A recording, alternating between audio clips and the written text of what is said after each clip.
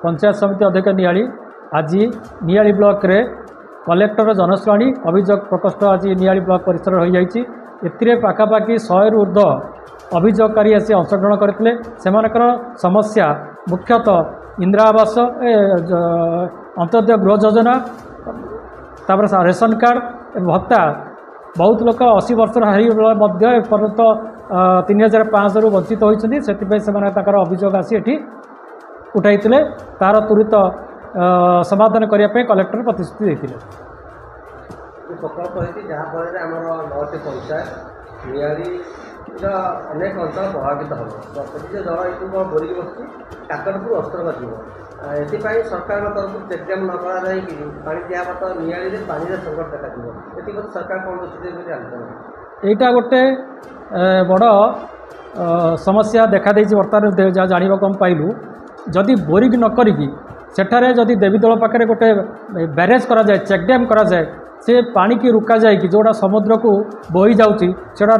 रुका जाए कि सेगुड़ाक जदि पानी से जोगे दि जाए ताले समस्यार समाधान हो पार। जदि बोरिंग करके एत बड़ बृहत बोरिंग कर पानी दि जाए तेणुक आमर एरियार पाखापाखि जगतसिंहपुर ठार आरंभ कर निमापड़ा पर्यटन जिते अच्छा ब्लॉक जिते अच्छी तार सबू सरफेस वाटर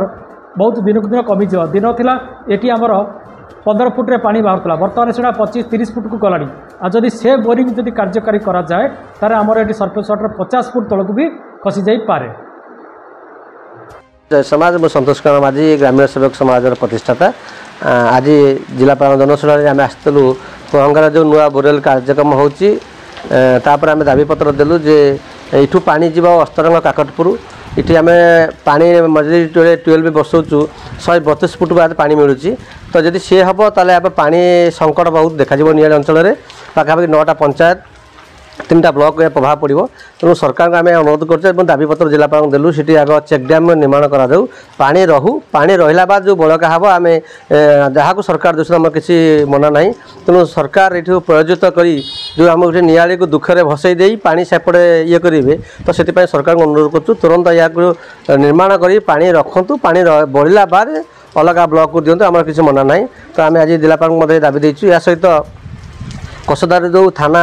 पाई सरकार तरफ स्वीकृति मिली तुरंत कार्यक्रम हो एवं दीपांचल शीतल भंडार हो एवं पशु चिकित्सा हो ये प्रति दाबी आम आज जिलापाल माध्यम जनाइछु। तो तुरंत सरकार कार्यक्रम करूँ एवं पहंगा गुरुत्व मुख्य हो पहंगा काम तुरंत न कले आम आमरण अनशन करूँ धारण देवु एवं